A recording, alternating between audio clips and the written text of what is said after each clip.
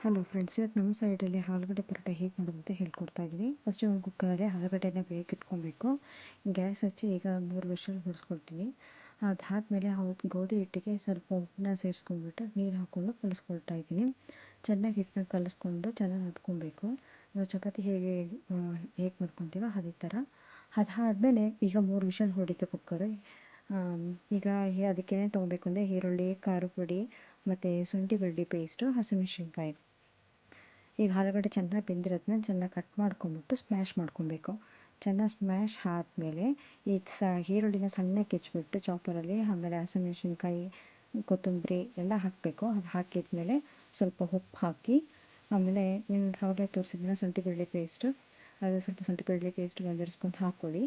ಅದಾದಮೇಲೆ ಸ್ವಲ್ಪ ಅರಿಶಿನ ಹಾಕ್ಕೊಬೇಕು. ಇವೆಲ್ಲ ಹಾಕಿದ ಮೇಲೆ ಚೆನ್ನಾಗಿ ಮಿಕ್ಸ್ಚರ್ ಮಾಡ್ಕೊಬೇಕು. ಈಗ ಚಪಾತಿ ಹಿಟ್ಟು ಕಲಿಸಿದ್ಮೇಲೆ ಅದನ್ನು ಚೆನ್ನಾಗಿ ಸ್ವಲ್ಪ ಲಟ್ಟಿಸ್ಕೊಬೇಕು.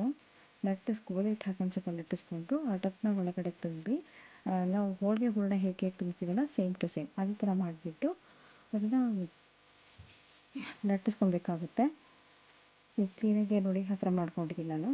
ಮಾಡ್ಕೊಂಡಾದ್ಮೇಲೆ ಸ್ವಲ್ಪ ಗೋಧಿ ಹಿಟ್ಟು ಹಾಕೊಂಡು ಲಟ್ಟಿಸ್ಕೊಳ್ತಾ ಇದ್ದೀನಿ. ಈಗ ಸ್ವಲ್ಪ ನೀಟಾಗಿ ಲಟ್ಟಿಸ್ಕೊಳ್ಬೇಕು. ಸ್ವಲ್ಪ ನಂದು ದಪ್ಪನ ಆಗ್ತಾಯಿದೆ. ಈಗ ಬೇಯಿಸ್ತಾ ಇದ್ದೀನಿ.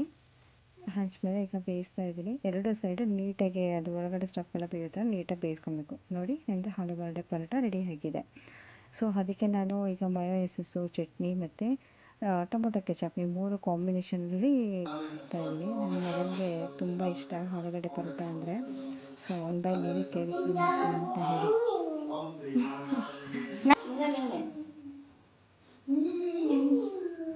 Thank you.